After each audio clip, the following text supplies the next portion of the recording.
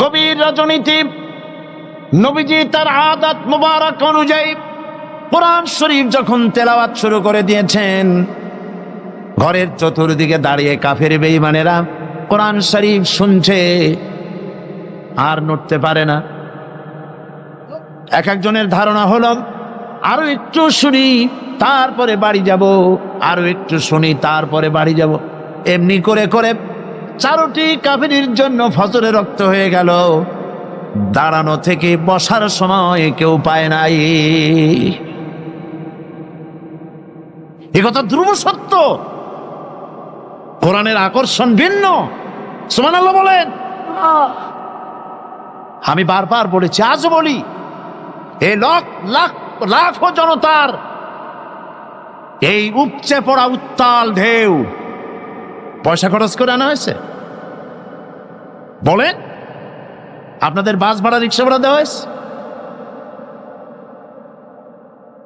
বরং জীবনের ঝুঁকি নিয়ে আসছেন, ঠিক কিনা?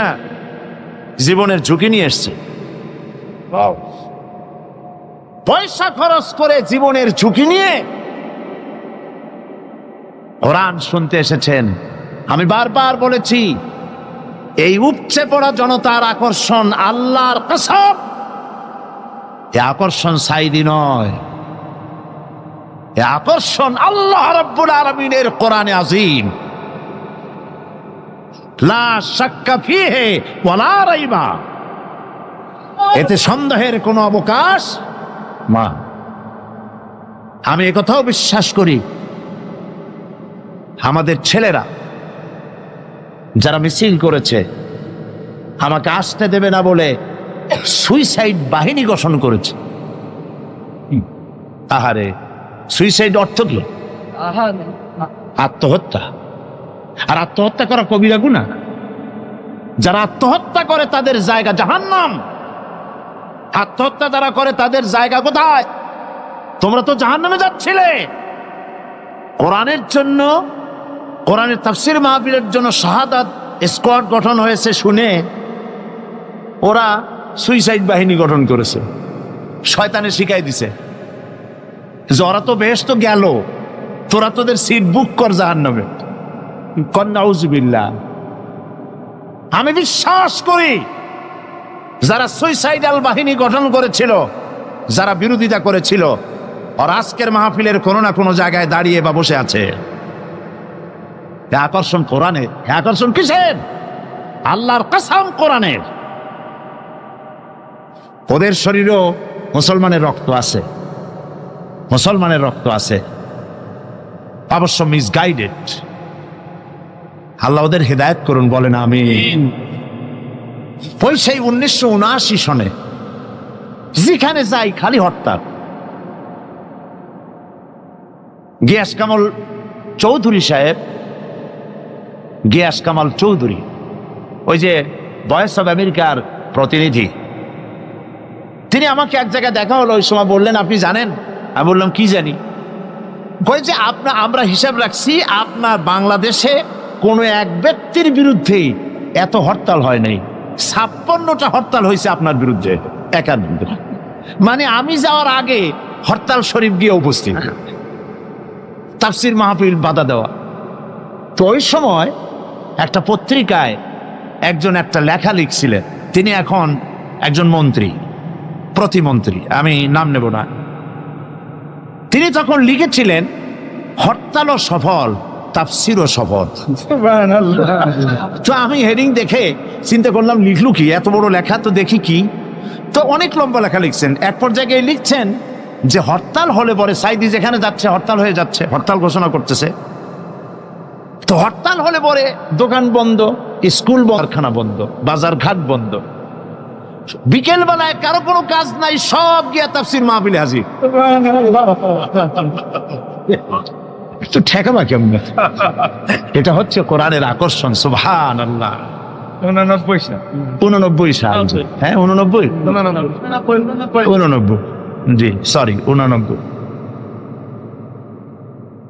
আমাদের ছেলেরা যারা তোমরা বিরোধিতা করেছিলে, একটু তাকায় দেখো তো মাহফিলটার দিকে। কত লক্ষ টাকা দিয়ে এরকম একটা সমাবেশ তোমরা করতে পারবে? এই মানুষ তো জাদু করে আনা হয় নাই, পয়সা দিয়ে আনা হয় নাই, কোরআনের আকর্ষণে এসেছে। সুবহানাল্লাহ বলেন। কাজী বাধা দিও না, বাধা বসেন, বাধা দিও না, তোমাদেরই ক্ষতি হবে, তোমাদের ভাগ্যের ক্ষতি হবে। চট্টগ্রামের প্যারেন্টস, মা বাপ, তাদেরকে বলি, এসব ছেলেরা তো মঙ্গল গ্রহ থেকে আসে নাই, ঠিক কিনা বলেন? মঙ্গল গ্রহ থেকে আসছে? দিল্লি বা ব্যাঙ্গালোর থেকে এসেছে? আমাদেরই ছেলে, হয় আপনার না হয় আমার, হয় ছেলে না হয় ভ্রাতুষ্পুত্র, আমাদেরই কেউ। এ ছেলেগুলিকে বুঝান, আর যাই করো আল্লাহ নিয়ে, ইসলাম নিয়ে, কোরআন নিয়ে, হাদিস নিয়ে, রসুল নিয়ে তামসা করো না। আজ রাসূলের ঘরের চারপাশে কাফেরেরা দাঁড়ায় আছে, বসার সময় পায় নাই। সকালবেলায় মাথা নিচু করে যাচ্ছে, একজনের সঙ্গে আর একজনের দেখা, খুব আস্তে করে। আবু সুফিয়ান আবু জাহেলকে জিজ্ঞেস করছে, আবু জাহেল কখন এসছো? কয় রাত তখন দুপুর টুপুর হবে। তুমি? ওই এরকমই। পরস্পর কুশল বিনিময় এবং কথাবার্তা বলতে বলতে যাচ্ছে। আবু জাহেল বলছে, আবু সুফিয়ান বলছে, আবু জাহেল একটা কথা বলি শুনুন, রাগ টাগ করবো না তো? তোমার যা মেজাজ, কই না রাগ করবো না। দেখো, আমি লাত মানাতের নামে শপথ করি। ওরা তো ওইরকমই শপথ করে। লাত মানাত উজ্জার নামে শপথ করছি, সারা রাত ভর মুহাম্মদ সাল্লাল্লাহু আলাইহি সাল্লামের মুখে যা শুনলাম, অবশ্যই এগুলি মানুষের বানানো হতে পারে না। প্রত্যেকটি শব্দ যেন কলিজে স্পর্শ করে, শরীর শিউরে ওঠে। জীবনেও তো এরকম কথা শুনিনি। আবু জাহেল বলছে, দেখো এটা বড়ই কুলক্ষণ। এই সব কথা যদি আমরা নেতারা বলি, অবশ্য তোমার অনুভূতি আমার মধ্যেও আছে, কিন্তু এই সব কথা যদি আমরাই বলি, না জানি কোন ফাঁকে আবু বকর ওমরের মতো আমরাও পাগল হয়ে বসবো। নাউজুবিল্লাহ। কাজী আমি বুঝতে পেরেছি যে তোমাদেরকে কোরআন একটা আসর করে ফেলেছে। আসো তওবা পড়ো, হাত দাও, হাত দাও, তওবা পড়ো। সবাই তওবা করলো যে না, এইখানে আর এটা শুনতে আসবো না। গেল সবাই। আজ আবার রাত, দুপুর গড়িয়ে এলো। নিষিদ্ধ জিনিসের প্রতি আকর্ষণ হওয়া মানুষের প্রথম দিন থেকেই এসেছে। মানব স্রষ্টা সৃষ্টির সেই প্রথম দিন থেকেই নিষিদ্ধ জিনিসের প্রতি আকর্ষণ। গভীর রাত্রে আবু জাহাল ভাবছে, আমার হাতে যখন তওবা পড়েছে, ওরা কেউ ভয়তে আসবে না, আমি একা আজকে মজা করে শুনবো মুহাম্মদ সাল্লাল্লাহু আলাইহি সাল্লামের মুখে আল্লাহর কালাম। আবু সুফিয়ান, উতবা, সাইবা তারাও ভাবছে, উনি নিজে যখন তওবা পড়াইছে, উনি কে তওবা ভাঙবে? উনি আসবেন না। কাজী আমি তো একা একা গিয়ে আজকে শুনবো মুহাম্মদ সাল্লাল্লাহু আলাইহি সাল্লামের মুখে আল্লাহর কালাম। সবাই এরকম করে করে একে অপরের অজান্তে আবার খাড়া হয়ে গেছে। প্রত্যেক রজনীর অভ্যাস মোতাবেক আল্লাহ নবী গভীর রাত্রে আবার তেলাওয়াত শুরু করেছেন। এই সব লোকগুলি ঘরের চতুর্দিকে দাঁড়িয়ে শুনতে শুনতে শরীর যেন অবশ হয়ে যায়। আজ রাত শেষ হওয়ার আগে এরা মনে করল আজ আর ভোর করা ঠিক না, কারণ আমরা সবাই তওবা পড়েছি। যদি কারো সামনে পড়ি, তওবা ভঙ্গের কারণে আসামি হয়ে যাব। কাজী দৌড় মারো। দৌড় মারছে। অন্ধকারের ভিতরে একজন গিয়ে আর একজনের ঠ্যাঙ্গে বাড়ি লাগছে। আবু জাহেল ভয় পাইছে। কে? কয় যে আমি আবু সুফিয়ান। তুমি কে? রাখো, আমি আবু জাহেল। আরে পাগল, কালকে তওবা করলে আজকে আসলি কেন? তোর বেটা বেশি মাতবারি করিস না, তুই আসলি কেন সেটা কো আগে।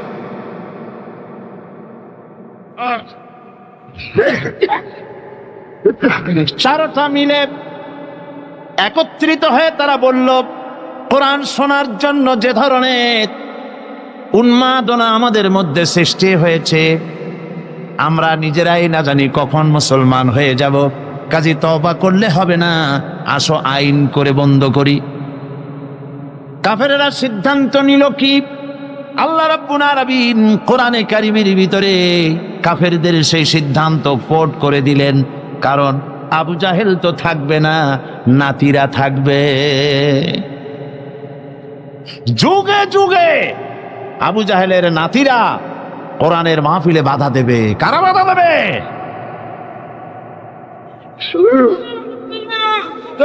আবু জাহেল দুনিয়া থেকে বিদায় হয়েছে, তার প্রেতাত্মা দুনিয়া থেকে বিদায় হবে না।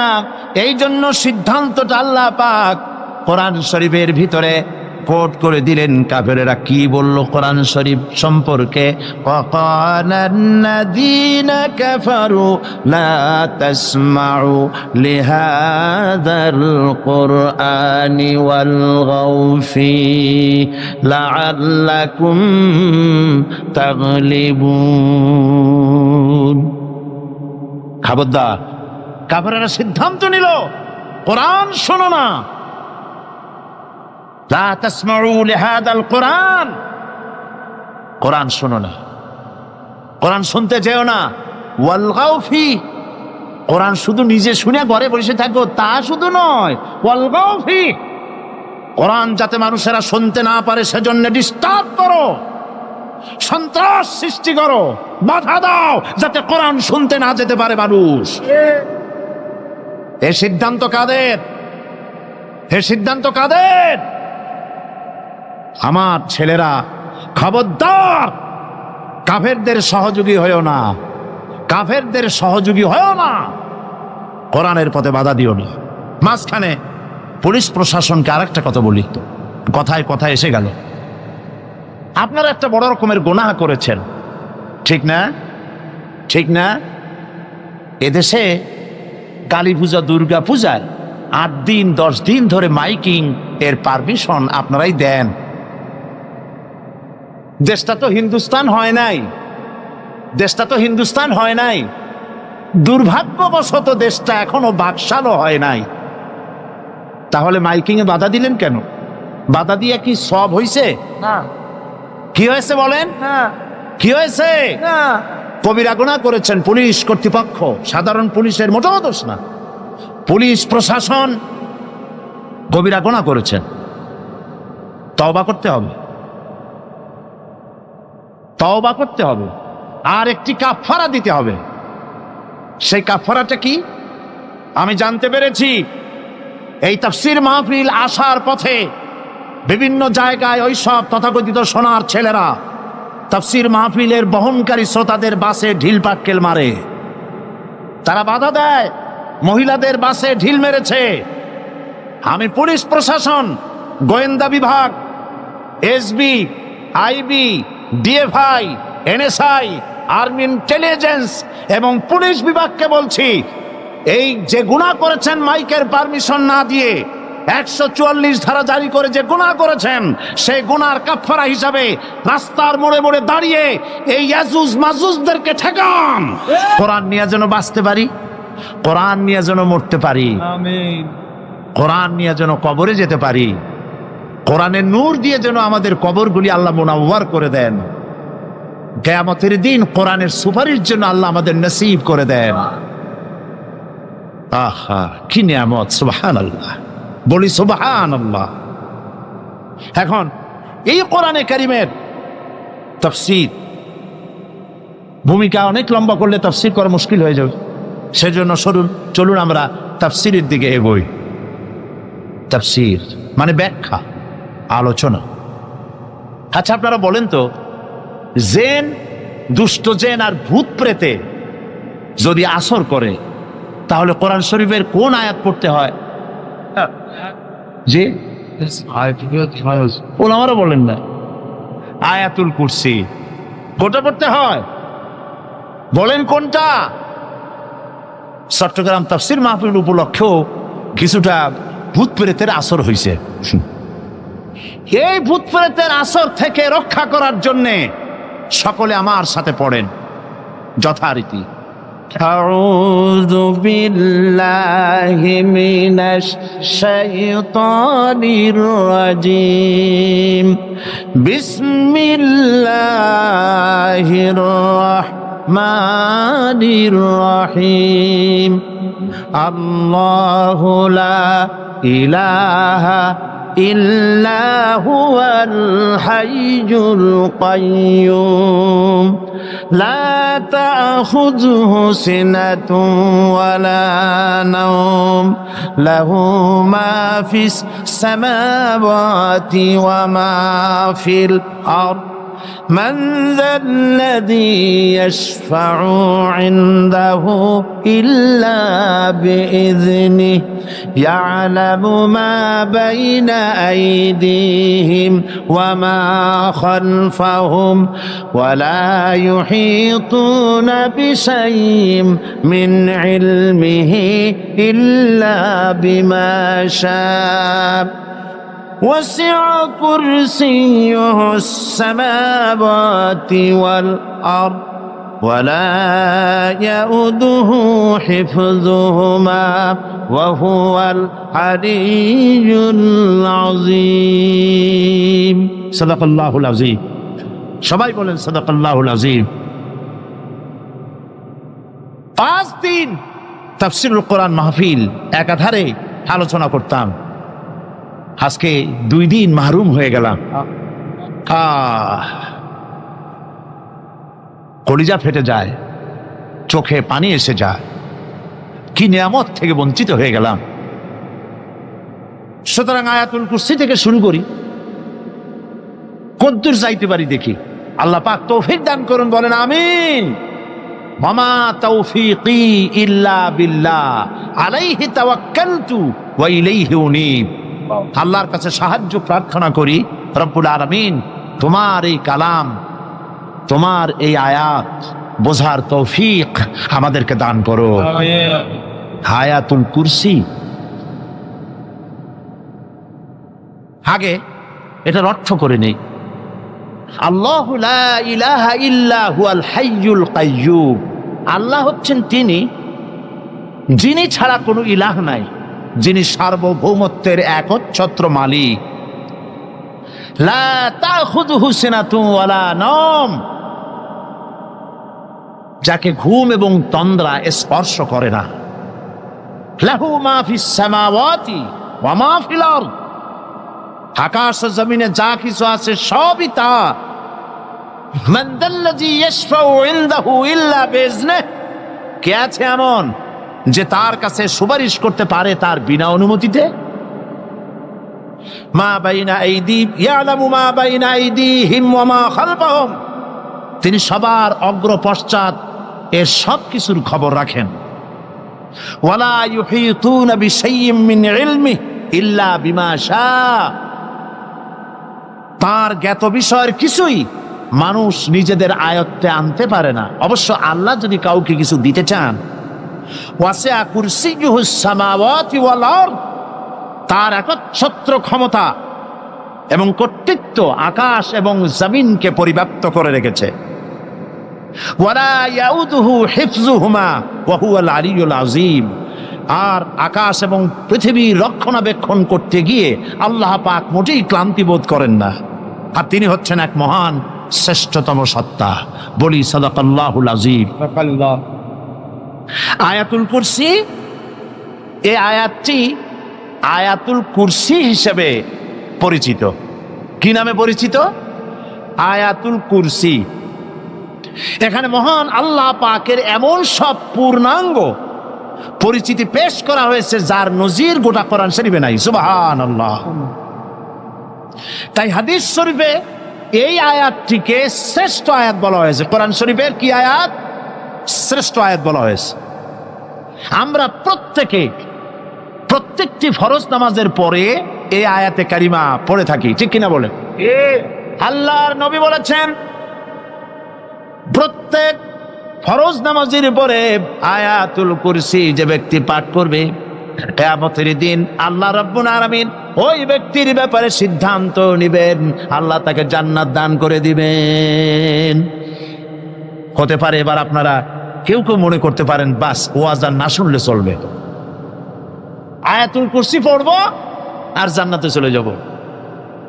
না, বিষয়টা এমন নয়। বিষয়টা হচ্ছে এই আয়াতুল কুরসির মধ্যে এমন কিছু কথা আছে যা বুঝে যদি পড়ে আর আমল করে আল্লাহ পাক কিয়ামতের সিদ্ধান্ত নেবেন, জান্নাত দিয়ে দিবেন। সুবহানাল্লাহ, বলেন সুবহানাল্লাহ। এর কারণ হলো আয়াতুল কুরসির মধ্যে আল্লাহ পাক সার্বভৌমত্বের কথা বলেছেন। আজ আমরা স্লোগান দেই সব সমস্যার সমাধান। ও মাশাআল্লাহ, চট্টগ্রামের সবাই বোধহয় এই পরিচিত স্লোগানটা জানেন না। জবাব তা আপনারা জবাব দিতে পারলেন না কেন? সব সমস্যার সমাধান দেন স্লোগান আপনারাই।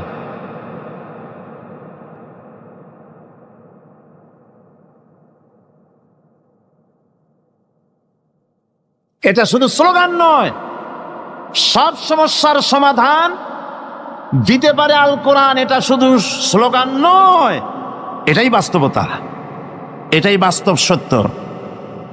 আয়াতুল কুরসির মধ্যে রয়েছে একটি জটিল সমস্যার সমাধান, যাকে সহজ কথায় বলা যায় গদি সমস্যার সমাধান। কুরসি মানে হলো গদি। আজকাল গদি নিয়ে কি হচ্ছে টের পাচ্ছে না ভাই? কথা কন না কেন? আমেরিকাও আজকাল বাংলাদেশি স্টাইল হচ্ছে, ঠিক কিনা? আমি চিন্তা করছি যে আমাদের একজন প্রধান ব্যক্তি দেশের বারবার ওই দেশে যাওয়ার কারণেই কি এই রোগ ছড়াইলো ওই দেশে, আল্লাহ জানে। কি সর্বনাশ! এই গদি নিয়ে টানাটানি হচ্ছে পৃথিবীর সর্বত্র। সার্বভৌমত্বের মালিক কে হবে? এইটা তো আপনারা বলতেছেন, কিন্তু যারা কোরআন জানে না তারা বলে সার্বভৌমত্বের মালিক জনগণ। দেখেন না, ওরা বলে সকল ক্ষমতার উৎস জনগণ। কারা বলে? নেতা নেত্রীরা বলেন সকল ক্ষমতার উৎস। বল না কেন? সকল ক্ষমতার উৎস জনগণ। এই কথাটা হলো আসলে ভোটারদেরকে পাম্পট্টি দেওয়া, আপনাদেরকে ফুলাইয়া ডানলপ টায়ার বানায়। আপনারা খুব খুশি হবেন সমস্ত ক্ষমতার উৎস তাহলে আমরা। আরে বাবারা, তোমরা সকল ক্ষমতার উৎস যার পেট ভরা ময়লা, নাকের মধ্যে ছাতা, দাঁতে ছাতা, তুমি হবা সকল ক্ষমতার উৎস। আহার ক্ষমতার ঠেলায় একটা সাপ দেখলে ভয়তে সিট হয়ে পড়ো, সাইকেলের টায়ার বাস্ট হইলে হার্ট ফেল করে। সকল ক্ষমতার উৎস, সকল ক্ষমতার উৎস জনগণ, এই কথা বলা কবিরা গুনাহ, এই কথা বিশ্বাস করা হারাম, এই কথা বিশ্বাস করা শিরক। কারণ সকল ক্ষমতার উৎস জনগণ এই কথা যদি বলা হয় তাহলে কোরআনে কারীমের সাথে কন্ট্রাডিকশন হয়, সাংঘর্ষিক। আল্লাহ পাক কি বলেছেন? আল্লাহ পাক বলেছেন আন্নাল কুওয়াতা লিল্লাহি জামিআ। বলেন আন্নাল কুওয়াতা লিল্লাহি জামিআ। আমার আল্লাহ রাব্বুল আলামিন বলেন, জেনে রাখো নিঃসন্দেহে সকল ক্ষমতার উৎস কেবলমাত্র আল্লাহ রাব্বুল আলামিন। সকল ক্ষমতার উৎস কে? জোরে বলেন আল্লাহ, আল্লাহ, আল্লাহ। তিনি একমাত্র সকল ক্ষমতার উৎস। সার্বভৌমত্বের মালিক কে হবে? এই সার্বভৌমত্বের মালিক সরকার বলে সার্বভৌমত্বের মালিক হলো জনগণ। সংবিধানে লেখা হয়েছে সার্বভৌমত্বের মালিক হলো জনগণ। মিছে কথা, মিথ্যে কথা, আল্লাহর কোরআনের বিরোধী কথা। সার্বভৌমত্বের মালিক হতে হলে যেসব গুণ, যেসব কোয়ালিটি থাকা দরকার তা মানুষের মধ্যে নাই। সার্বভৌমত্ব কেবলমাত্র কার? এই কথা আয়াতুল কুরসির মধ্যে একটা একটা করে বলা হয়েছে। সার্বভৌমত্বের মালিক হওয়ার জন্য কি কি কোয়ালিটি হওয়া প্রয়োজন আল্লাহ পাক তা বলে দিয়েছেন। কোরআন আয়াতুল কুরসি আল্লাহ কোরআনে নাজিল করে সার্বভৌমত্বের মালিক কে হবে সমস্যার সমাধান করে দিলেন। রাসূল করিম সাল্লাল্লাহু আলাইহি ওয়াসাল্লাম মানুষের সার্বভৌমত্ব খতম করে মদিনায় আল্লাহর সার্বভৌমত্ব কায়েম করে তিনি একটি রাষ্ট্র কায়েম করলেন। মদিনা রাষ্ট্রের সার্বভৌমত্বের মালিক কে ছিলেন? আল্লাহ। জোরে বলেন, কে ছিলেন? আল্লাহ। মানুষ তখন দেখতে পেল খোদাই সার্বভৌমত্বের ভিত্তিতে যে রাষ্ট্র গঠন হয় সেই রাষ্ট্র মানবতার জন্য কত কল্যাণকর হয়। সুবহানাল্লাহ বিহামদিহি। আর মানুষের সার্বভৌমত্বের ভিত্তিতে যে রাষ্ট্র গঠন হয় সেই রাষ্ট্রে দলীয়করণ, আত্মীয়করণ, বংশীয়করণের শ্রাদ্ধ হয়ে যায়। সার্বভৌমত্বের মালিক হিসাবে মানুষ 100-তে 100 ভাগ, মানুষ 100-তে 100 ভাগ অযোগ্য। কারণ সার্বভৌমত্ব নিরঙ্কুশ, যা ভাগ করা যায় না, যা কেড়ে নেওয়া যায় না। আমাদের দেশে যারা সার্বভৌমত্বের মালিক অনেক সময় বলে রাষ্ট্র, অনেক সময় বলে জনগণ। যারা ক্ষমতায় আসে তারা সার্বভৌমত্বের মালিক নিজেদেরকে দাবি করেন, আবার জনগণকেও দাবি করেন। তো এই সার্বভৌমত্বের মালিক তো তাদের হাত থেকে এই মালিকানা আরেকজনে কেড়ে নিয়ে যায়, নেয় না? নেয় না? কেড়ে নিয়ে যায়। আয়াতুল কুরসিতে বলা হলো যে সার্বভৌমত্বের মালিক এই ক্ষমতা থেকে আরবিতে বলা হয় উলুহিয়াত। এই ক্ষমতাকে সার্বভৌমত্বের ক্ষমতাটাকে আরবিতে কি বলা হয়? উলুহিয়াত। আর যার হাতে এই ক্ষমতাটা থাকে তাহলে বলে ইলাহ, তাকে কি বলা হয়? আল্লাহ রাব্বুল আলামিন আয়াতুল কুরসির শুরুতে এই কথাটাই বলে দিলেন, আল্লাহু লা ইলাহা ইল্লা হুয়াল হাইয়ুল কাইয়্যুম। আল্লাহ হচ্ছেন তিনি যিনি ছাড়া কোনো ইলাহা নাই। তার মানে হলো সার্বভৌমত্বের একচ্ছত্র মালিকানা কার হাতে? চিৎকার দিয়ে বলুন, আল্লাহ রাব্বুল আলামিনের হাতে। সার্বভৌমত্বের এই ক্ষমতা হস্তান্তরযোগ্য নয়। আর সার্বভৌমত্বের মালিক যিনি হবেন তার শুরু থাকবে না, শেষও থাকবে না। এই কোয়ালিটি কার মধ্যে আছে? আল্লাহ পাকের মধ্যে। আল্লাহ পাক বললেন তিনি হচ্ছেন আল হাই আল কাইয়্যুম। তিনি হাইয়্যু, তিনি কাইয়্যুম। তিনি শাশ্বত, তিনি জাগ্রত, তিনি চিরস্থায়ী, যার শুরুও নাই, যার শেষও নাই। সুবহানাল্লাহ বিহামদিহি। আর সার্বভৌমত্বের মালিক যিনি হবেন তিনি ঘুমাইতে পারবেন না। কারণ তিনি যদি ঘুমায় থাকেন, জায়গায় থাকা অবস্থায় কু হয়ে যায়, যায় না? আর্মিরা থাপ্পড় মারিয়ে দেশ নিয়ে যায়, নেয় কিনা কোন?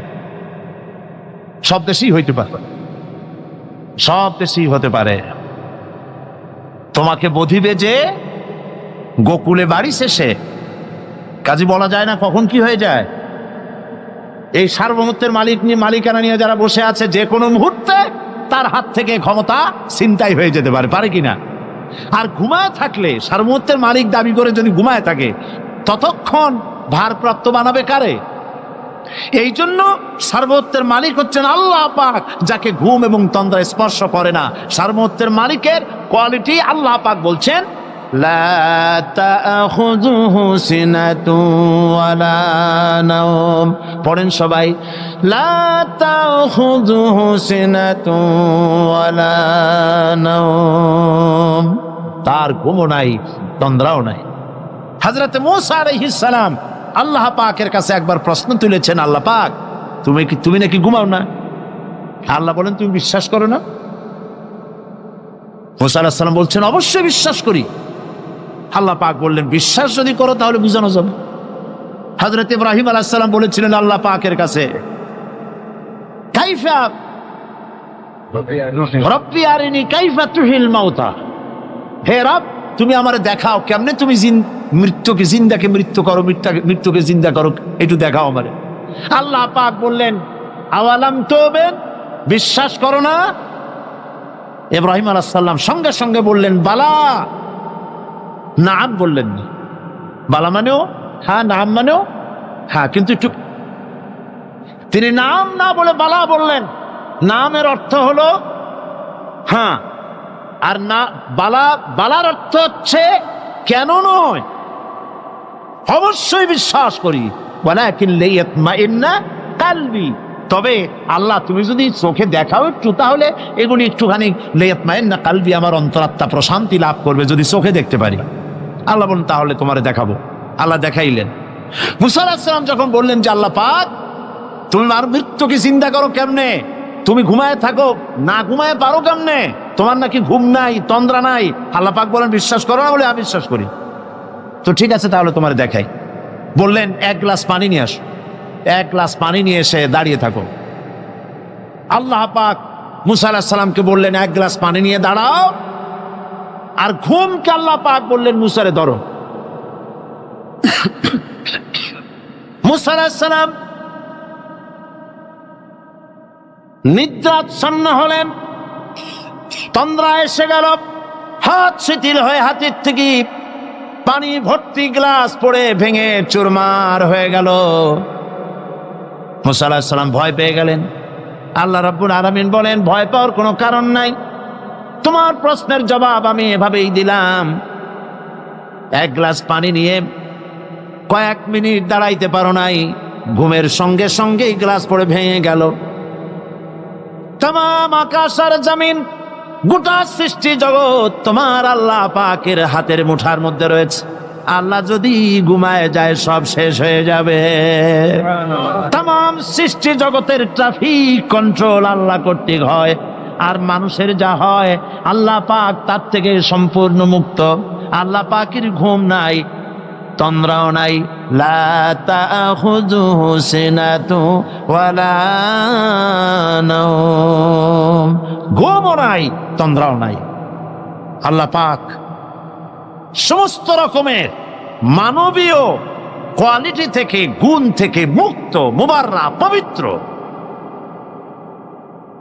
আল্লাহ রাব্বুল আলামিন সার্বভৌমত্বের একচ্ছত্র মালিক হচ্ছেন আল্লাহ পাক।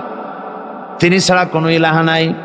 তিনি পরিষ্কার করে বলছেন, আল্লাহু লা ইলাহা ইল্লা হুয়াল হাইয়ুল কাইয়্যুম। সবাই পড়েন, আল্লাহু লা ইলাহা ইল্লা হুয়াল হাইয়ুল কাইয়্যুম। আল্লাহ হচ্ছেন সার্বভৌমত্বের মালিক, তিনি ছাড়া কোনো ইলাহ নাই। এমন একটি আয়াত তাফসীরের জন্য আল্লাহ এনে দিয়েছেন, যেই আয়াতটি বুঝলে পরে দুনিয়াও শান্তি, আখিরাতেও শান্তি। গতি সমস্যার সমাধান হবে, সব সমস্যার সমাধান হবে। আয়াতুল কুরসি এমন আয়াত যা তেলাওয়াত করলে, বুঝলে, আমল করলে কিয়ামতের দিন আল্লাহ পাক তার সম্পর্কে সিদ্ধান্ত নেবেন, জান্নাত দিয়ে দিবেন। সুবহানাল্লাহ। আমার দিল সাক্ষী দেয়, আমি তাকে বলবো আমার কথা, আপনি না শোনেন। আমার দিল সাক্ষী দেয় তিনি আল্লাহর ওলি, বুজুর্গ বান্দা আল্লাহ পাক, সর্বজন শ্রদ্ধেয় ব্যক্তিত্ব। আল্লাহ তাকে হায়াতে তাইয়্যিবা, সেহাতে কুল্লিয়া দান করুন। আল্লাহ তার দৃষ্টি শক্তি তুমি নিয়েছো, মৃত্যুর সময় দৃষ্টি খুলে দিয়ে রাসূলুল্লাহকে দেখতে দেখতে মরার তৌফিক দিও। আর মরার সাথে সাথে কবরের সাথে জান্নাতের সুড়ঙ্গ পয়দা করে দিও। তিনি আমার সাথে টেলিফোনে কথা বলে বলেছেন, চট্টগ্রামে কিয়ামত চলতেছে, আল্লাহর বান্দাদের কাছে যেতে পারতেছি না, আল্লাহর বান্দারা কাছে এসে পয়সাও দিতে পারছে না, এত বড় মাহফিল চালাবো কিভাবে? তাহলে আফসোসে আমার প্রাণ কেঁদেছে। চট্টগ্রামবাসীরা, শুরুতে যে কথা বলেছি, একদম শুরুতে সেই কথাটা আরেকবার স্মরণ করাই। আল্লাহর কসম, তাফসীরুল কোরআন মাহফিল জামাত শিবিরের একক সম্পদ নয়, মুসলমানদের সম্পদ, গোটা মুসলিম উম্মতের সম্পদ। এই বরকতপূর্ণ মুবারক মাহফিল আমার মনে পড়ে জামিউল আজহার,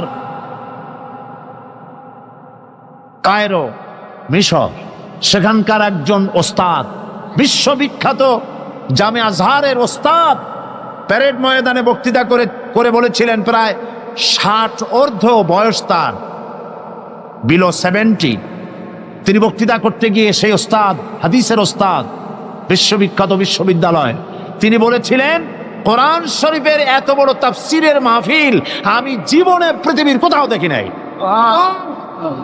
আপনারা বিশ্বাস করুন, সমগ্র বিশ্বে কোরআনের এত বড় তাফসীরের মাহফিল সারা দুনিয়ায় নাই।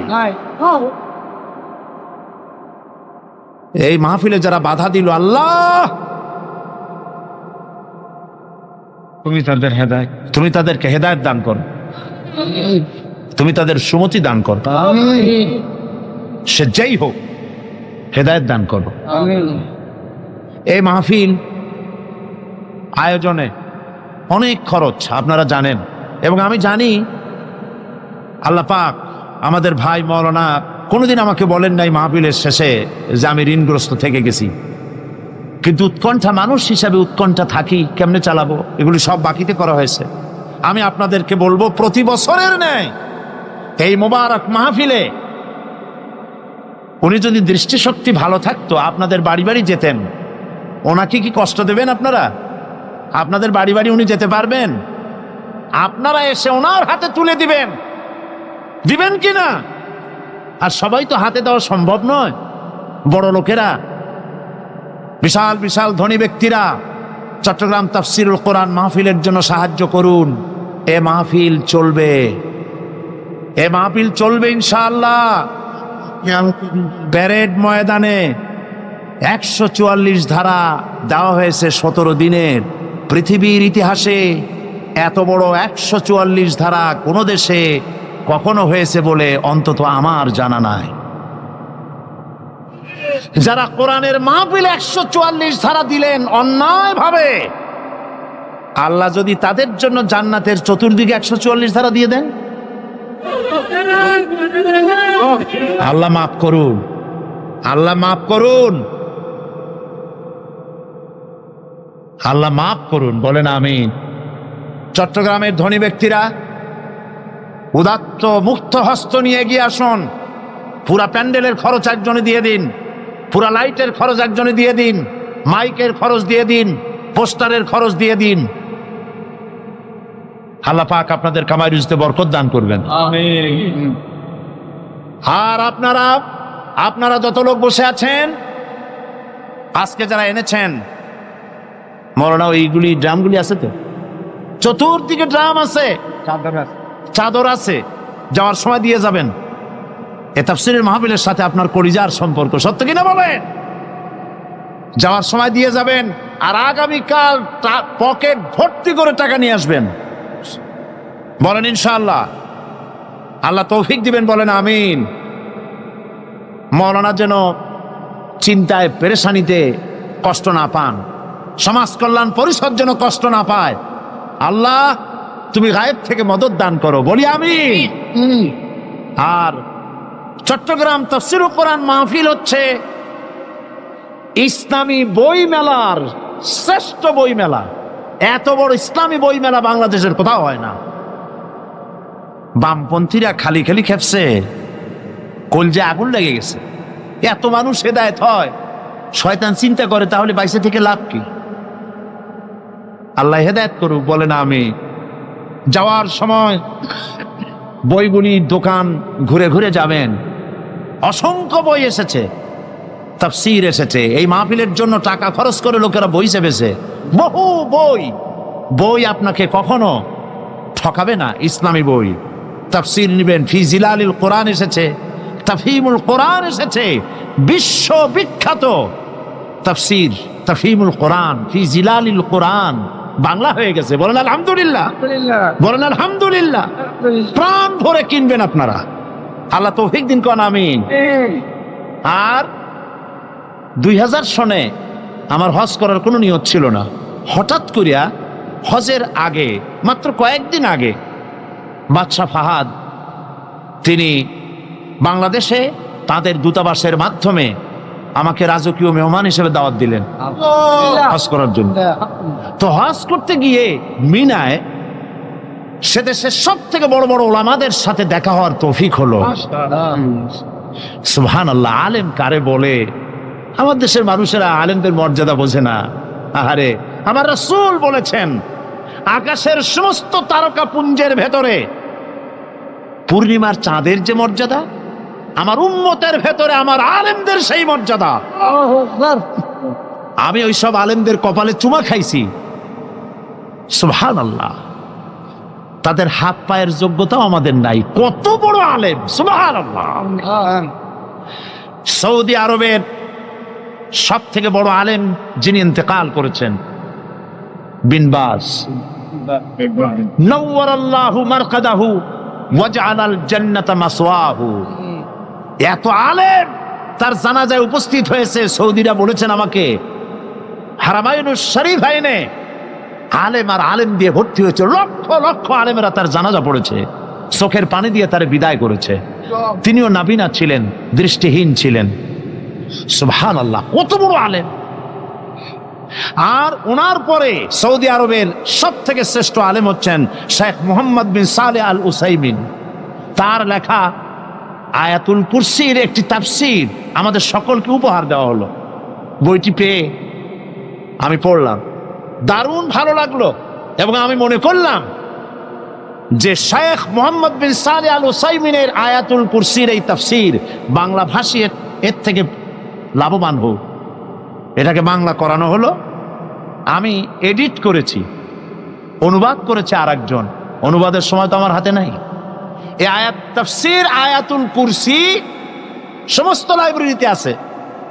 যে আয়াতুল কুরসি তাফসীর আমি করতেছি, সব লাইব্রেরিতে এখানে পাবেন। আজ নিবেন, কাল নিবেন, পরশু নিবেন, সবাই নিবেন। আল্লাহ তৌফিক দান করুন, বলুন আমিন। আল্লাহ পাক সকলকে হাদিসের কিতাব, তাফসীরের কিতাব আল্লাহ কেনার তৌফিক দান করুন।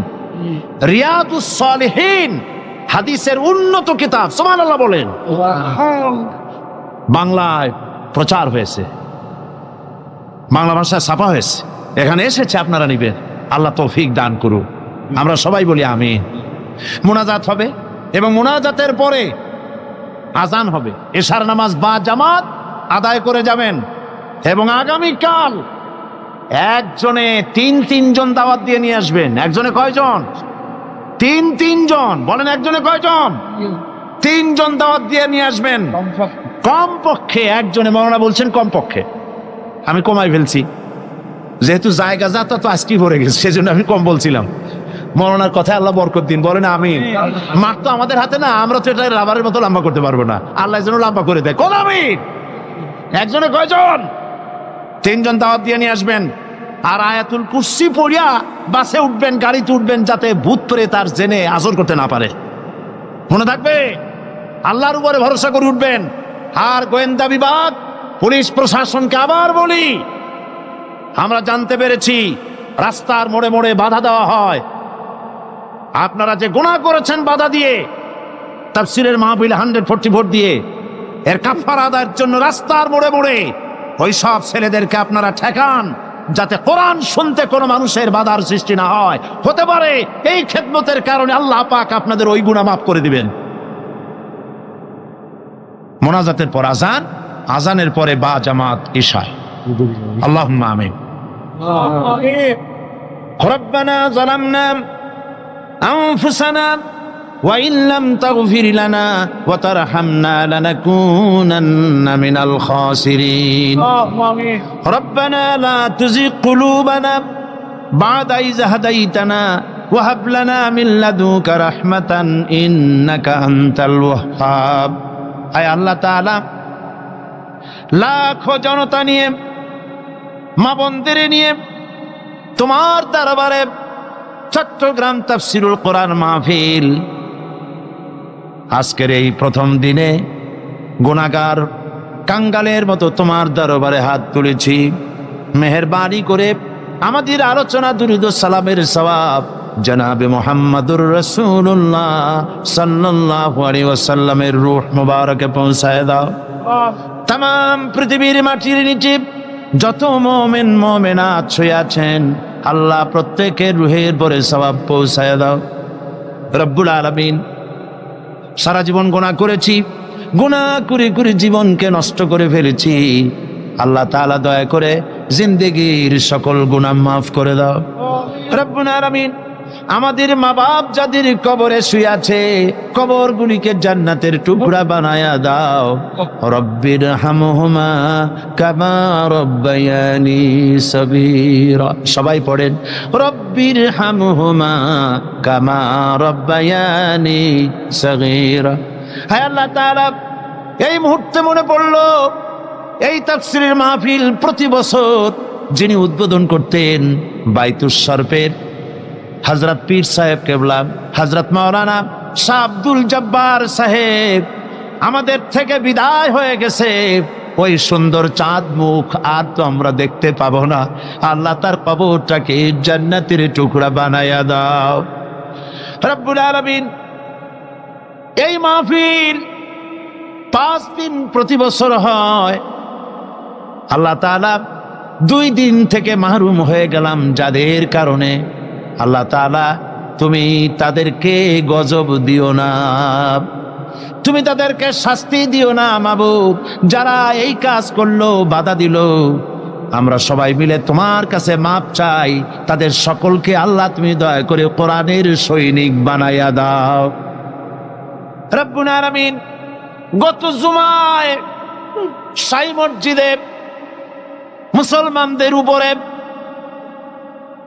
যারা হামলা করলো, কোন মুসলমান পুলিশ জুতা পায়ে দিয়া মসজিদে ঢুকতে পারে আমরা বিশ্বাস করি না। আল্লাহ তাআলা কারা ঢুকছে আমি জানি না, তারা কোন ধর্মের লোক। আল্লাহ এত বড় গুনার কাম যারা করলো, আল্লাহ তাদের হেদায়েত নসিব করে দাও রব্বুল আলামিন। মুসল্লিদের উপরে টিয়ার গ্যাস মারলো, গোলাগুলি করলো, বুলেট ছুড়লো। হায় আল্লাহ, তাদের মধ্যে বহু লোক আজ হসপিটালে আছে। আল্লাহ তুমি দয়া করে তাদেরকে শেফায়ে আজেলা দিয়ে দিও। রাখের পরে একটা ছেলে তার চোখ বাঁচাবলে আল্লাহ বাঁচাইলে বাঁচবে না, জাকির নামক একটি ছেলে পুলিশের রাবার বুলেট লেগে চোখটা তার যাবো যাবো করতেছে। আল্লাহ তোমার কোরআনের কারণে সে ব্যক্তি নামাজ পড়তে এসেছে, তার চোখটা আল্লাহ ওরা গুলি করে দিল। আল্লাহ তুমি দয়া করে আমরা ভিক্ষা চাই, চোখ ফিরাইয়া দাও আল্লাহ। কোরআনের মাহফিলে ওর চোখ আমরা ভিক্ষা চাইতেছি, চোখটা দিয়ে দিও বাবু রব্বুল আলামিন। কোরআনের সপক্ষে কথা বলতে গিয়ে 40 জন লোককে পুলিশ প্রশাসন জেলের মধ্যে ঢুকায় দিছে। আল্লাহ পুলিশের সুমতি দাও, তোমার ওই 40 জন বান্দা যেন কালকে জেল থেকে বেরিয়ে এসে তাফসীর মাহফিলে শরীক হয়ে যেতে পারে রব্বুল আলামিন। সরকারকে সুমতি দাও, কোরআন নিয়ে, হাদিস নিয়ে, ইসলাম নিয়ে, আলেম নিয়ে যেন ষড়যন্ত্র না করে। হায় আল্লাহ তাআলা তুমি দয়া করে সকলকে হেদায়েত নসিব করে দাও। এই মাহফিলে বহু টাকা প্রয়োজন মাবুদ, কোথা থেকে আসবে জানি না। আল্লাহ পাক তোমার বান্দাদের দিলকে নরম করে খরচ উঠাইয়া দিও। মা বোনেরা প্রতি বছর কষ্ট করে করে আসেন আর মাহফিলের পাশে পর্দার আড়ালে বসে শোনেন।